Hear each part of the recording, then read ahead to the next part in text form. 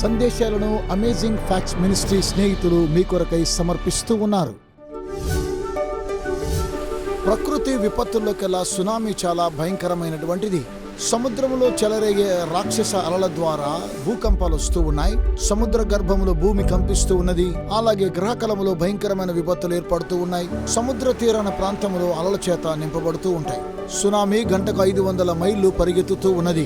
ఈ భయంకరమైన రాక్షస అలలు సముద్రంలో భయంకరంగా ఉంటున్నాయి. భారీ ఎత్తున పైకి లేచి సముద్ర తీరాన్ని చేరుకుంటాయి. 1958లో భయంకరమైన భారీ ఎత్తున సునామీ వచ్చింది అలాస్కాలో. తద్వారా భారీ ఎత్తున భూమి కంపించింది. 8.3 మాగ్నిట్యూడ్ లో ఈ యొక్క సునామీ ఏర్పడింది. అవి సముద్ర తీరాన్ని చేరుకునే లోపున 1720 అడుగుల ఎత్తునవి లేవడం ద్వారా అనేక నాశనాలు ఏర్పడుతూ ఉన్నాయి. ప్రభువైన యేసుక్రీస్తు వారు అంత్యదినాల గురించి చెప్పినప్పుడు భూమి మీద అస్థిరత్వము ఏర్పడి సముద్రము పొంగి భారీ ఎత్తున అలలన్నీ కూడా లేచి పట్టణంలోనికి నీరు ప్రవేశిస్తాయని సెలవిచ్చారు. ఇవన్నీ కూడా అంతానికి నాశనానికి గుర్తు. అయితే మనం వాటి గురించి భయపడన అవసరం లేదు. బైబిల్ గ్రంథంలో 46వ కీర్తనలో దేవుడు మనకు ఆశ్రయము దుర్గమునై ఉన్నాడు. నడి సముద్రములలో పర్వతములు మునిగినను మనకు ప్రభువైన యేసు తోడున్నాడు గనుక మనము కాపాడబడేదము. మనము ఆసక్తికరమైన దినములలో ఉన్నాము. త్వరగా ఆవిరయ్యేటువంటి దినాల్లో జీవిస్తూ ఉన్నాము. నన్ను ఆకట్టుకున్న విషయం ఏమనగా ఈ వారము మాట్లాడాలనుకున్నటువంటి అంశం నిజంగా చెప్పాలి అని అనుకుంటే ఒక పదాన్ని గురించి చెప్పాలనుకుంటున్నాను. అది ఆర్మగెదోను. బైబిల్లో ఇది ఒకసారి మాత్రమే ఉన్నది. ఇకెక్కడా మనం చూడలేము. గ్రీకు పదాలలో చెప్పబడింది. ఇది ఒక మర్మముతో కూడినటువంటి పదము.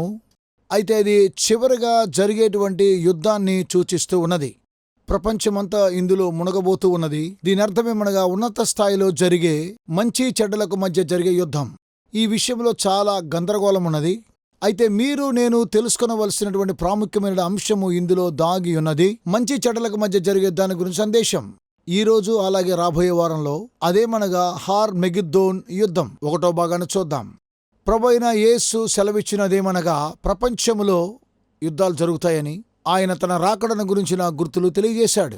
మత్తయి సువార్త 24:6లో యేసు సెలవిచ్చారు, మరియు మీరు యుద్ధములను గూర్చియో యుద్ధ సమాచారములను గూర్చియో వినబోదురు. జనం మీదికి జనమును, రాజ్యం మీదికి రాజ్యమును లేచును. మత్తయి సువార్త 24:6-7. రెండవ ప్రపంచ యుద్ధము ముగిసిన పిదప జనరల్ డగ్లస్ మ్యాకార్థర్ గారు సెలవిచ్చినదేమనగా ఆయన యుద్ధనావులో ఉండి జపాన్తో సమాధాన ఉడంబడిక చేస్తున్నప్పుడు ఆయన సెలవిచ్చినదేమనగా మనము గనుక దేశాల మధ్య జరుగుతున్న యుద్ధాలను అణచుటకు లేదా పరిష్కరించుటకు కొన్ని గొప్ప లేదా మరింత సమాంతరమైన మార్గాలను కనిపెట్టకపోతే హార్మెగిద్దోన్ అనే యుద్ధము రానే వచ్చును. కొన్నిసార్లు ప్రజలు ఆర్మగెద్దోన్ గురించి ఆలోచిస్తే జనరల్ మ్యాకార్థర్ గా సెలవిచ్చిన రీతిగా అది 3వ ప్రపంచ యుద్ధం అంటున్నారు.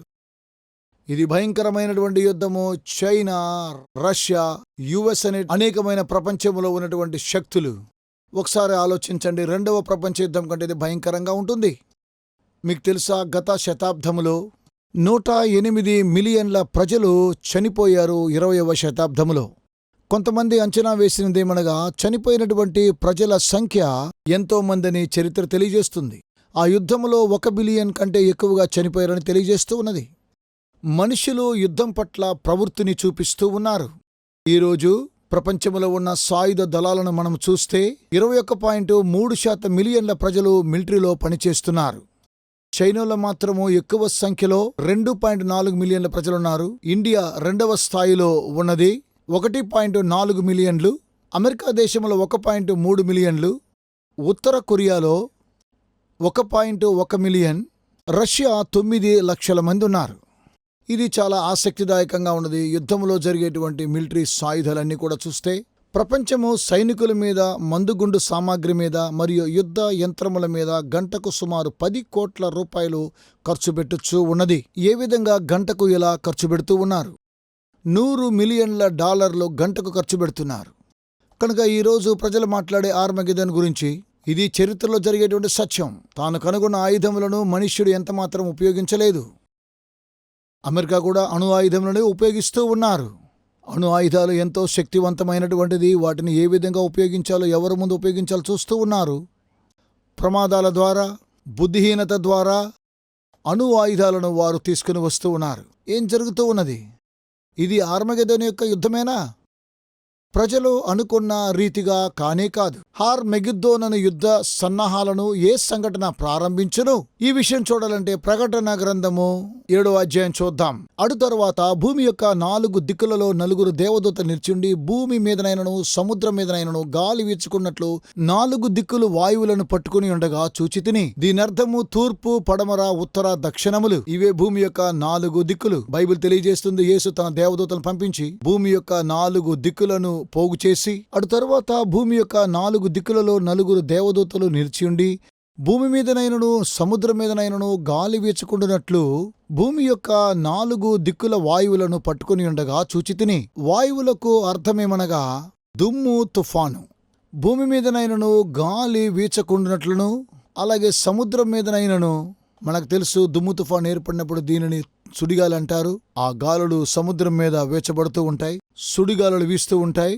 ఆ గాలులు చెట్ల మీద కూడా వీస్తూ ఉంటాయి. ఈ భయంకరమైన తుఫాను ఏర్పడడం ద్వారా చెట్లన్నీ కూడా వంగిపోవడం చూస్తున్నాం. ప్రకృతినంతా కూడా నాశనము చేస్తూ ఉన్నది. ఈ దేవదూతలు గాలి వీచకుండా వాటిని పట్టుకొని ఉంటున్నాయి, వాటిని వదలకుండా పట్టుకుంటున్నాయి. దానియేలు గ్రంథంలో చూసినట్లయితే గాలులు నీటి మీద వీచినట్టుగా చూస్తున్నాం. దానియేలు ఏ విధంగా చూస్తూ ఉన్నాడు, రాజ్యాలు పడిపోవడం, కూలిపోవడం చూస్తున్నాడు. ఇవన్నీ కూడా అప్పుడప్పుడు జరిగేటువంటి యుద్ధాల వల్ల కలుగుతున్నాయి. అయితే ఈ దేవదూతలు వారు పటుత్వాన్ని కోల్పోతున్నారు. గాలులు వీచకుండా ఏదో జరుగుతూ ఉన్నది. మరియు సజీవుడగు దేవుని ముద్రగల వేరొక దూత సూర్యోదయ దిశ నుండి పైకి వచ్చుట చూచితిని. భూమికిని సముద్రమునకును హాని కలుగు చేయుటకై అధికారం పొందిన ఆ 4 దూతలతో ఈ దూత మేము మా దేవుని దాసులను వారి నొస్సలయందు ముద్రించు వరకు భూమికైనను సముద్రముకైనను చెట్లకైనను హాని చేయవద్దని బిగ్గరగా చెప్పెను. మనం ఇలాంటి దినాలు జీవిస్తున్నాం. ఈ సుడిగాలి గురించి తెలుసుకొనవలసినట్లయితే సుడిగాలి అలా వెళుతూ ఉన్నప్పుడు ఒకవేళ మీరు మధ్యలో ఉన్నట్లయితే అక్కడ ఒక నిశ్శబ్దత ఏర్పడుతూ ఉన్నది. ఇక్కడ నొసల మీద ముద్ర అనేటువంటి విషయాన్ని చూస్తూ ఉన్నాం. దాని యొక్క అర్థమేంటో మనం చూద్దాం. మీరు ఈ ముద్రను పొందినట్లయితే మీరు రక్షించబడుతున్నారు. నేను చెప్పేదేమనగా మీకు ఇష్టమున్నా లేకపోయినా ఈ నొసల మీద ముద్ర వేయించుకోవాలి. ఇక్కడున్న ప్రతి ఒక్కొక్కరు కూడా ఏదో ఒక ముద్ర వేసుకోవాలి. ప్రకటన గ్రంథంలో 2 ముద్రలున్నాయి. అయితే క్రైస్తవ ప్రపంచం ఓ ప్రాముఖ్యాంశాన్ని గమనించండి. మృగం యొక్క ముద్ర చేతిలోనూ అలాగే నొస్సల మీదను. బైబిల్ చెబుతుంది రక్షణ పొందేవారు ముద్ర వేసుకుంటారని. ఇది చాలా ఆసక్తిదాయకము. అందరూ రక్షించబడ్డారు కదా, అయితే బార్కోడ్ వేస్తూ ఉన్నారు ఎందుకని? అందరం కూడా మనము రక్షించబడి ఉన్నాము కనుక, లేదా రిఫిట్ చేయించుకోవాలి. రక్షించబడినటువంటి వారిని చూసినట్లయితే ఇలాంటి ఏవి పట్టించుకోరు. ఎందుకనగా ఈ 2 ముద్రలు చూస్తే అవి 2 గుర్తులే. ఒకటేమో నొసట మీద, రెండవది చేతి మీద. బైబిల్ గ్రంథాన్ని చూడండి, మీకు చూపిస్తాను. మొదటిగా దేవుని యొక్క ముద్ర హృదయంలో ఉంది. అది దేవుని యొక్క ఆజ్ఞ, దేవుని యొక్క చట్టము, అది దేవుని యొక్క ముద్ర అయి ఉన్నది. ఈ ముద్ర కలిగి ఉండాలి. యెషయా గ్రంథము 8:16లో ఈ ప్రమాణ వాక్యమును కట్టుము, ఈ బోధన ముద్రించి నా శిష్యులకు అప్పగింపము. బైబిల్ గ్రంథం ప్రవక్తల సాక్ష్యం ద్వారా తెలియజేయబడుతుంది. ఇది ఒక ముద్ర అయి ఉన్నది, మనలో కలదు. ఇది దేవుని వాక్యము. మరియు నేను చూడగా ఇదిగో ఆ గొర్రెపిల్ల సీయోను పర్వతం మీద నిలువబడి ఉండెను. ఆయన నామమును ఆయన తండ్రి నామమును నొసలయందు లిఖింపబడి ఉన్న 144,000 మంది ఆయనతో కూడా ఉండిరి. ఆమె నొసల మీద ఓ పెద్ద పారాగ్రాఫ్ రాయబడి ఉన్నది. ఏహ్యమైన వాటికి నీ తల్లి అయిన మహాబబులోనని వ్రాయబడి ఉన్నది. మీరనుకుంటున్నారా ఆ స్త్రీ అంత్యదినములో నొసట మీద ముద్రేసుకొని తిరుగుతుంది అనుకుంటున్నారా? అవును, ఇది జరగవచ్చు. నేను ఇలా ఆలోచిస్తూ ఉన్నాను. అయితే దాని గురించి మనం మాట్లాడడం లేదు. నొసల మీద, చేతి మీద అనేటువంటి అర్థాన్ని బైబిల్ గ్రంథంలో ఏమని రాయబడింది? స్నేహితులారా, మీరు దీన్ని అర్థం చేసుకోవాలి. ద్వితీయోపదేశకాండము, ఒకవేళ మీరు ద్వితీయోపదేశకాండము 6వ అధ్యాయాన్ని ఒకసారి మనం చూస్తే ప్రఖ్యాతిగాంచిన వ్యూహం, అదే విషయాన్ని ద్వితీయోపదేశకాండము 5వ అధ్యాయంలో మోషే తిరిగి వెళ్లి 10 ఆజ్ఞలను తీసుకుని రాబోతూ ఉన్నాడు. ద్వితీయోపదేశకాండం అంటే చట్టాన్ని పునరావృతం చేయడం. ద్వితీయోపదేశకాండం 5వ అధ్యాయంలో 10 ఆజ్ఞలు మనము చూడగలుగుతున్నాము. అలాగే 6వ అధ్యాయంలో అక్కడ ఆయన అంటున్నాడు, ఇశ్రాయేలు వినుము, మన దేవుడైన యెహోవా అద్వితీయుడగు యెహోవా నీ పూర్ణ హృదయముతోనూ నీ పూర్ణాత్మతోనూ నీ పూర్ణ శక్తితోనూ నీ దేవుడైన యెహోవాను ప్రేమింపవలెను. నేను నీకు ఆజ్ఞాపించి ఈ మాటలు నీ హృదయములో ఉండవలెను. ఈ మాటలు అనగా 10 ఆజ్ఞలు, ఇవన్నీ కూడా నీ హృదయములో వ్రాసుకోవాలి. ఇది నూతన నిబంధన. మంచిదేనండి. నీవు నీ కుమారులకును వాటిని అభ్యసింపజేసి నీ ఇంట కూర్చుండినప్పుడు, త్రోవను నడిచినప్పుడును, పండుకున్నప్పుడును, లేచినప్పుడును వాటిని గూర్చి మాట్లాడవలను. సూచనగా వాటిని నీ చేతికి కట్టుకొనవలను, అవి నీ కన్నుల నడుమ బాసికమలే ఉండవలను. కొంతమంది ప్రాచీన యూదులు ఈ విషయాన్ని తప్పుగా అర్థం చేసుకోవడం లేదు. వారు అక్షరాలు ఏం చేస్తారనగా, వాక్యములలో కొన్ని భాగములను తీసుకుని గ్రంథపు చుట్టలో వాటిని చుట్టి కొంత వాక్యాలను తీసుకుని ఒక పాత్రలో ఉంచుకొని వారు నొసల మీద వాటిని ఉంచుకుని, మీకు తెలుసు కొంతమంది సనాతనమైన యూదులను చూడగలరు.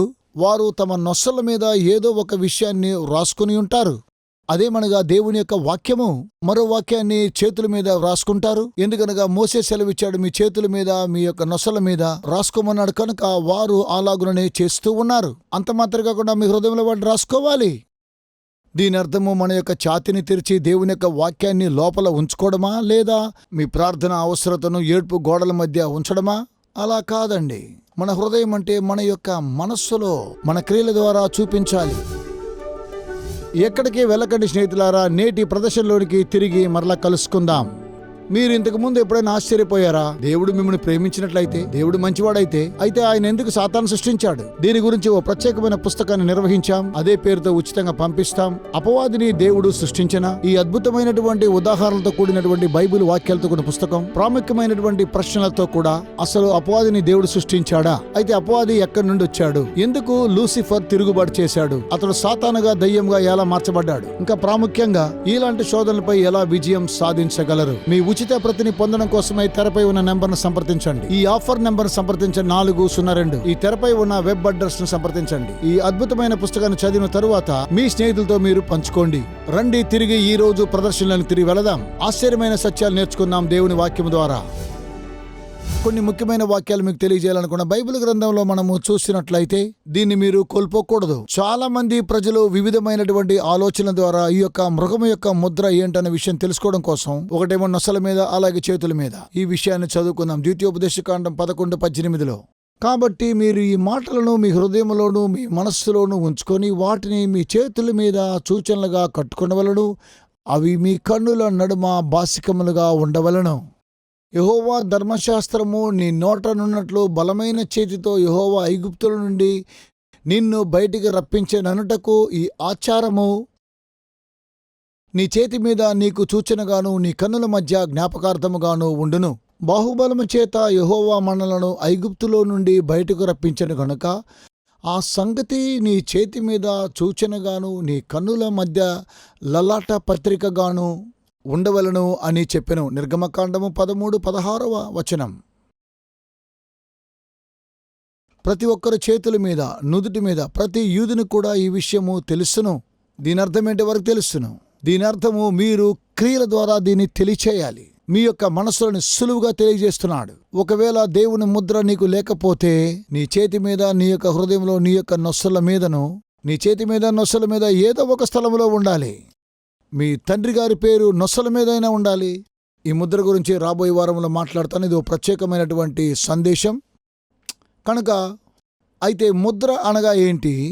ఓ విషయం తెలియచేస్తాను.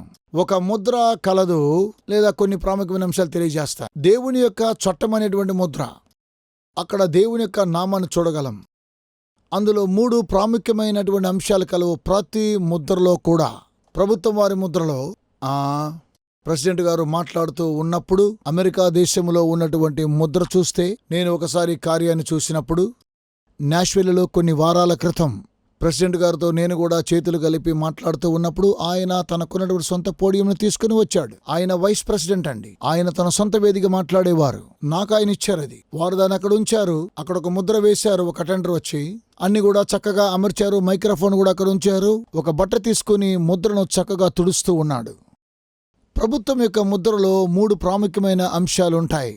మొదటగా పేరు, వ్యక్తిగతమైనటువంటి పేర్లు, అలాగే వారు కొన్నటువంటి బిరుదులు వారి కార్యాలయంలో, ఆ కార్యాలయం యొక్క అధికారాన్ని అది సూచిస్తూ ఉన్నది. ప్రెసిడెంట్ యొక్క ముద్ర చూసినట్టయితే డొనాల్డ్ ట్రంప్ ఆయన పేరు. ప్రెసిడెంట్ అంటే అది ఆయన నామకరణం. అమెరికా దేశము అది ఆయన సరిహద్దులు. అలాగనే బైబిల్ గ్రంథంలో అనేక ముద్రలున్నాయి. సమాధి మీద ఒక ముద్ర వేశారు. యేసుక్రీస్తు సమాధి మీద పొంతి పిలాతు వేశాడు. అక్కడేం రాశాడనగా, పొంతి పిలాతు గవర్నర్ యూదయ. మరో ముద్ర గురించి చూస్తే దానియేలును సింహాల బోన్లో వేసి ముద్ర వేశారు. రాజముద్ర వేశాడు. అదేమనగా దర్యావేషు రాజు మధ్యపారసీక దేశం అని వ్రాయబడింది. కనుక అక్కడ 3 పాత్రలు మనం గమనించగలము. దేవుని యొక్క ఆజ్ఞల్లో ఎక్కడ మనం ముద్ర చూడగలము. ఆజ్ఞలలో దేవుని యొక్క వాక్యము పరిశుద్ధతను చూడగలము. 6 రోజుల్లో ప్రభువు యెహోవా, అది ఆయన పేరు, సృష్టించాడు.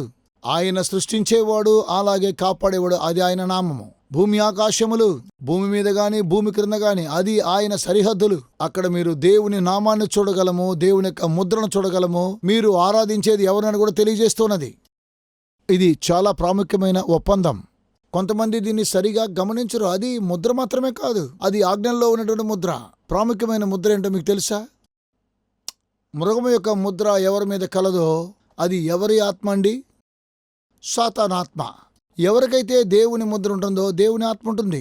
కనుక ఈ విషయము మనకు తెలుసును. ఈ విషయం ఎక్కడుందో మనం చూద్దాం. అది బైబిల్ గ్రంథములో కలదు.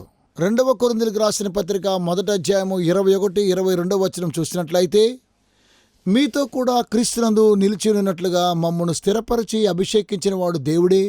ఆయన మనకు ముద్ర వేసి మన హృదయములలో మనకు ఆత్మ సంచకరువును అనుగ్రహించి ఉన్నాడు. పరిశుద్ధ ఆత్మ మనకు ముద్ర వేస్తూ ఉన్నాడు. ఒకవేళ మీరు దేవుని ఆజ్ఞలు పాటిస్తూ ఉన్నానంటే మీరు దేవుని ఆత్మను కలిగిన వారు. మీరు ఆజ్ఞలు పాటించాలంటే పరిశుద్ధ ఆత్మ లేకుండా కార్యక్రమం జరుగుతుందా? లేదండి.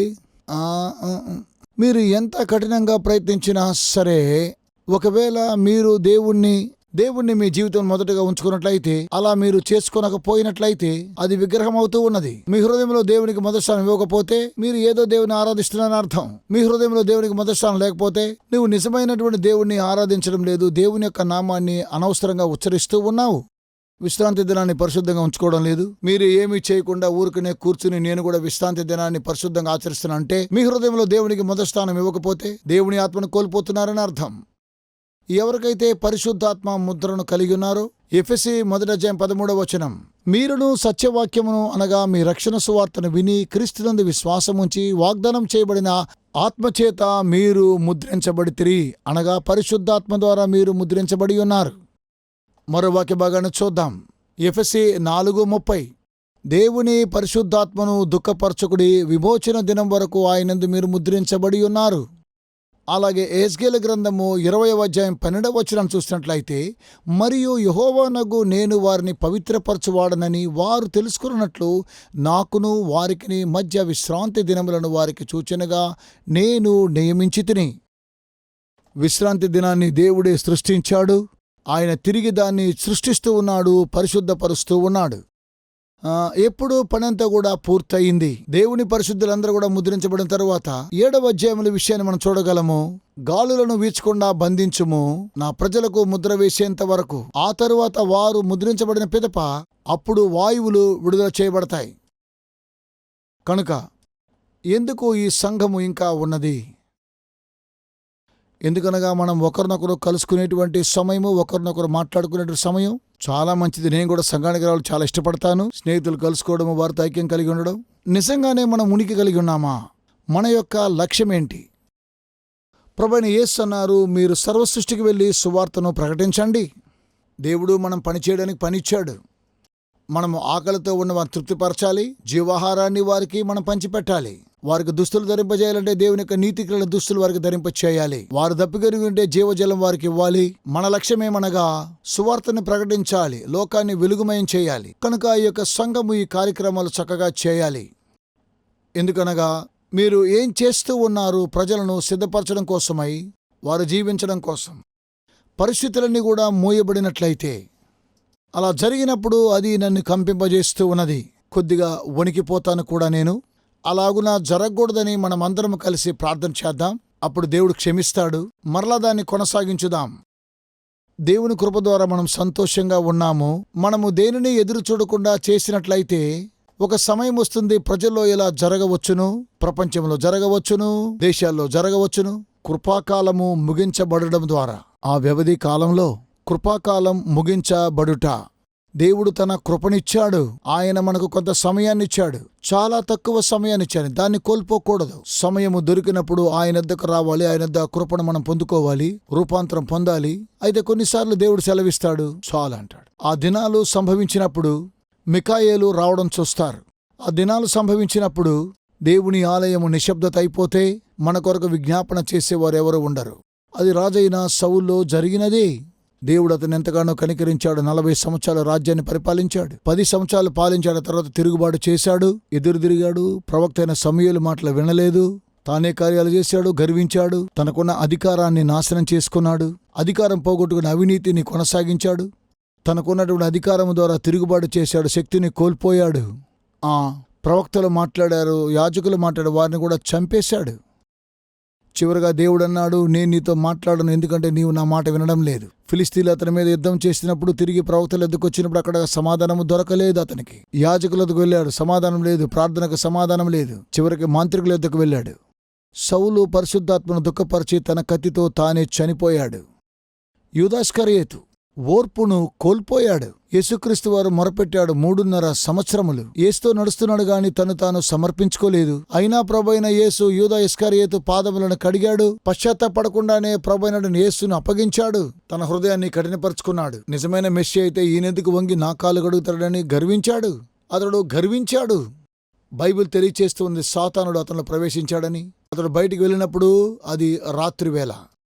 బైబిల్ మనల్ని హెచ్చరిస్తూ ఉన్నది, దేన్ని ఎదురు చూడని సమయము రాబోతూ ఉన్నది. మీకు తెలుసా, సైనిక దళంలోని హెలికాప్టర్స్ వెలుగు ప్రకాశిస్తూ ఉన్నది. వారు సముద్రం మీద పయనిస్తూ ఉన్నప్పుడు సముద్రంలో ఉన్న వారిని నౌకాదళం రక్షించడానికి వస్తున్నారు. ఆ సమయంలో వారు ఇంధనాన్ని గురించి ఎక్కువగా ఆలోచన చేస్తూ ఉంటారు. ఎంత దూరము వారు పయనించవలసి వస్తుందోనని.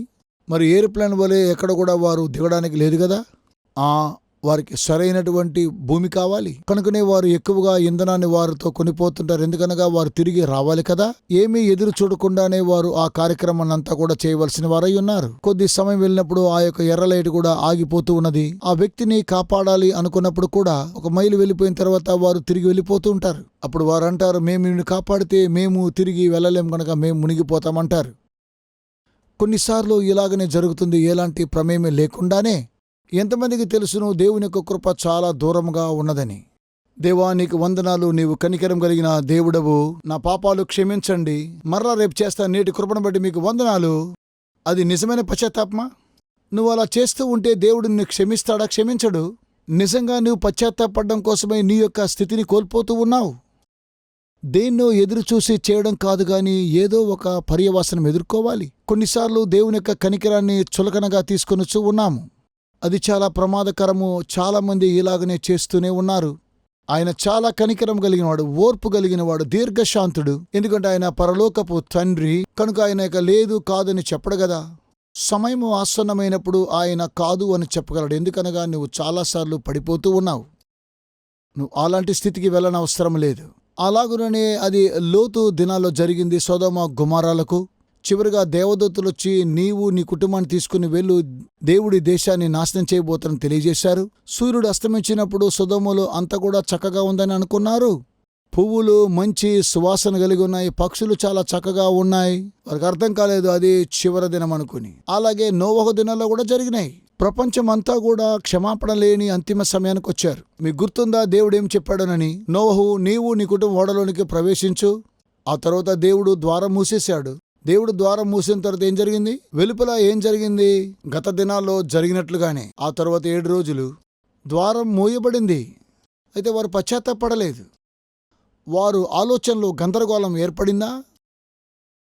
కనుక మీరు ఏ విధంగా తెలుసుకోగలరు ఏ సమయంలో పశ్చాత్తాపడాలి అని? కొంతమంది రబీ అని ప్రశ్నించారు. ఎప్పుడు మేము పశ్చాత్తాపడాలి? మీ జీవిత అంతంలో అన్నాడు. వారు సరే అని అన్నారు. నేను ఎలా తెలుసుకోవాలి అది చివరి దినమని? రబీ అన్నాడు, ఇది నిజమే. నీవు ఎరుగవు గనుక మీ యొక్క జీవితాలను దేవునికి సమర్పించడానికి సమయం ఇదే. మీ వస్త్రాలను ఇప్పుడే ఉతుక్కోండి. మనల్ని సమర్థించడం కోసం దేవుని ఎదుకు వస్తున్నాం. ఎలాగున్నావో అలాగే రమ్మంటున్నాడు. నీవు కల్వరి శిలువలో దొంగ వలె మారు మనసు పొందాలి. అప్పుడు ఆయన వాగ్దానం చేస్తున్నాడు, నిన్ను అంగీకరిస్తాడు, క్షమిస్తాడు. నిజంగా నువ్వు దేవుని ప్రేమిస్తే ఆయన ఎద్దకు రండి, సరేనా? రెండవదిగా పరిశుద్ధపడుట. ఏ విధంగా పరిశుద్ధమైన జీవితం జీవించాలని నేర్పిస్తాం. చాలామంది సమర్థించుకోవడం మానేశారు, దేవునికి వందనాలు చెప్పడం మానేశారు. ఎందుకనగా దేవుడిచ్చే క్షమాపణ అవసరం లేదు, పరిశుద్ధంగా ఉండడానికి ఇష్టం లేదు. ఇది చాలా భయంకరమైన విషయం. ఒకసారి మీరు ఆలోచించండి. కొంతమందికి కనికరము కావాలి, అయితే దేవుని యొక్క శక్తి చూడరు, వారు మారరు. మీరు మార్పు చెందాలని ఒకరోజు అనుకున్నప్పుడు ఆ రోజు తలుపులు మోయబడుతూ ఉన్నాయి. అదేనండి తలుపులు మూయబడ్డమంటే. ఈ విషయాన్ని దానియేలు గ్రంథంలో చూడగలం. 12వ అధ్యాయం 1వ వచనంలో, ఆ కాలమందు నీ జనుల పక్షమున నిలుచున్నటి మహా అధిపతియగు మిఖాయేలు వచ్చును. కోర్టులో న్యాయాధిపతి లేచినప్పుడు ఏం జరుగుతుందో తెలుసా? ఇది నా అంతిమ తీర్పు, ఇది ముగించబడింది అంటాడు. అప్పుడు నీ జనులు రాజ్యముగా కూడిన కాలం మొదలుకొని ఈ కాలం వరకు ఎన్నటికీ కలుగునంత ఆపద కలుగును. అయితే నీ జనులలో గ్రంథమునందు దాఖలైన వారెవరో వారు తప్పించుకొందురు. ఆపత్కాలము వచ్చినప్పుడు ఆలోచిస్తే ఇది చాలా కఠినంగా ఉంటున్నది. ప్రకటన గ్రంథము 22వ అధ్యాయంలో ప్రభువైన యేసుక్రీస్తు వారు సెలవిచ్చింది విందాం. అన్యాయము చేయువాడు ఇంకను అన్యాయమే చేయనిమ్ము, అపిత్రుడైన వాడు ఇంకను అపిత్రుడుగానే ఉండనిమ్ము, నీతిమంతుడు ఇంకను నీతిమంతుడుగానే ఉండనిమ్ము, పరిశుద్ధుడు ఇంకను పరిశుద్ధుడుగానే ఉండనిమ్ము. సమయం వచ్చినప్పుడు రక్షించబడ్డ వారే, కోల్పోబడిన వారు కోల్పోబడిన వారే. తండ్రి యొక్క పేరు నొసల మీద రాయబడి ఉండాలి. తండ్రి పేరు రాయబడి ఉండాలి వారి హృదయంలో, చేతుల్లో, తల మీద. చివరిగా మృగం యొక్క ముద్ర చూద్దాం. ప్రకటన గ్రంథంలో మృగం యొక్క ముద్రను గురించి చూస్తున్నాం కదా. భయంకరమైనటువంటి నిందలు అలాగే శ్రమలు బైబిల్లో ఉన్నాయి. వారి మీద కుమ్మరించబడతాయి. కనుక మనము వేచి ఉండని అవసరం లేదు. అంతవరకు ఇది చాలా ఆలస్యమే. బైబిల్ గ్రంథము సమయాన్ని గురించి మాట్లాడుతున్నది. కాబట్టి జనులు యెహోవా మాట వెదుగుటకై ఈ సముద్రం నుండి ఆ సముద్రం వరకును, ఉత్తర దిక్కు నుండి తూర్పు దిక్కు వరకును సంచదు, కానీ అది వారికి దొరకదు. నేను జీవిస్తూ ఉన్నానా? నేనెలా జీవించగలుగుతూ ఉన్నాను? దేవుని యొక్క న్యాయ తీర్పును చులకనగా తీసుకున్నట్లయితే, నిజంగానే ఆయన మనల్ని పరిశుద్ధపరచాలని కోరుకుంటే, నేను నామకార్థమైన క్రైస్తవుడిగా ఉండాలా లేక క్రియారూపమైన క్రైస్తవుడిగా ఉండాలా? అలాగైతే దేవుని యొక్క ద్వారాలు తెరవబడతాయి. మీకు తెలుసా, ప్రతి ఒక్కొక్కరి జీవితంలో కూడా కృపకాలము మోయబడుతూ ఉంటున్నది. వెలుగు ఉండగానే వెలుగులో నడవండి స్నేహితులారా. ఆమేన్. విచ్ఛిన్నమైపోయినటువంటి ప్రపంచంలో దేవుని యొక్క ప్రణాళిక ప్రవచనాల ద్వారా మీరు తెలుసుకోవాలని కోరుతూ ఉన్నారా? ఆచరణాత్మకమైనటువంటి గొప్ప సవాళ్లను మీరు ఎదుర్కోవాలనుకుంటే మిమ్మల్ని ఉత్తేజపరుస్తున్నాం, ఉత్సాహపరుస్తున్నాం. అమేజింగ్ ఫ్యాక్ట్స్ వారు బైబిల్ చదువుకునేటువంటి గైడ్స్ మీ కొరకై 27 పుస్తకాలను మీకు అనుగ్రహిస్తున్నారు. అద్భుతమైనటువంటి గ్రాఫిక్స్ ద్వారా మీరు అర్థం చేసుకోవడానికి నేరుగా మీకు సమాధానం దయచేస్తూ ఉన్నారు. ప్రతి చదువుకునేటువంటి ఈ గైడ్ ద్వారా బైబిల్లో సరైన సమాధానం గ్రహించుకోగలరు. మీ జీవితంలోని ప్రాముఖ్యమైన ప్రశ్నలకు సమాధానం ఇస్తుంది. ఏ విధంగా మీరు సంబంధాన్ని పెంచుకోగలరు? ప్రభువైన యేసుక్రీస్తు వారు ఎప్పుడు రాబోతూ ఉన్నాడు? ఇంకా ఎన్నో విషయాలను తెలుసుకోవచ్చు. భవిష్యత్తులో ఈ యొక్క విలువైన విషయాన్ని కోల్పోకండి. మీ జీవితాన్ని రూపాంతరపరుస్తూ ఉన్నాయి అమేజింగ్ ఫ్యాక్ట్స్ వారు ఇచ్చేటువంటి బైబిల్ చదువుకునే పుస్తకం. ఇవి మీకు ఇంగ్లీష్లోను, హిందీ, తమిళ్, తెలుగులో మీకు లభిస్తూ ఉన్నాయి. వేచి ఉండకండి. వెంటనే మీ యొక్క స్టడీ గైడ్స్ ను ఇప్పుడే ఆర్డర్ చేయండి. AFTV.in అనేటువంటి మా వెబ్సైట్ ని సంప్రదించి వెంటనే పొందండి.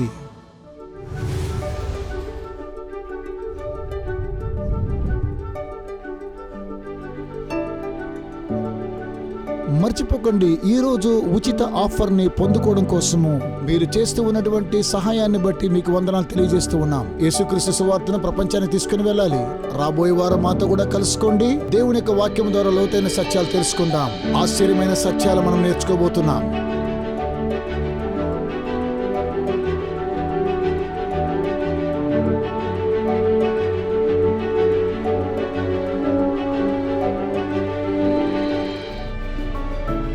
ఈ సందేశాలను అమేజింగ్ ఫ్యాక్ట్స్ మినిస్ట్రీ స్నేహితులు మీ కొరకై సమర్పిస్తూ ఉన్నారు.